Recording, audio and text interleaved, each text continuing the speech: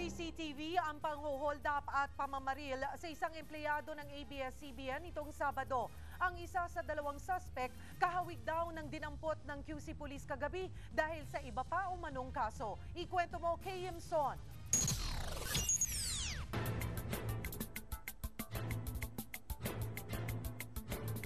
CCTV footage na ito nakuha sa Panay Avenue QC noong Sabado ng hapon. Makikitang naglalakad ang isang lalaki nang biglang sumulpot ang isang sospek at hinablot ang bag niya. Habang nag-aagawan ng dalawa, dumating ang isa pang sospek at agad binaril ang biktima. Bukod sa bag, natangay sa kanya ang 3 cellphone at pitakang may lamang 900 pesos. Kinilala ang biktima na si Crisologo Pangan, 40 anyos at empleyado ng ABS-CBN. Inilabas na ang artist sketch ng isa sa dalawang sospek. Malaki ang pagkakahawig nito kay Christian Gonzales, isa sa dalawang dinampot ng mga otoridad kagabi, matapos makaalitan ng isang kagawad sa Masambong QC. Yung description nito sa sila, iisa.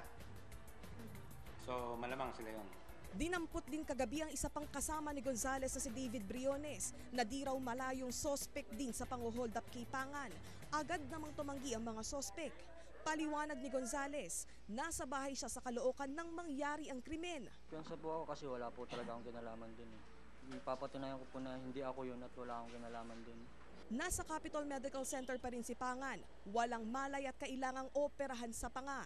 Sa oras na bumuti ang lagay, ihaharap sa kanya ng mga pulis ang dalawang sospek. At kung positibo itong tukuyin ng biktima, kasong robbery, hold up at frustrated murder ang kanilang haharapin. Kay Yimson, News 5.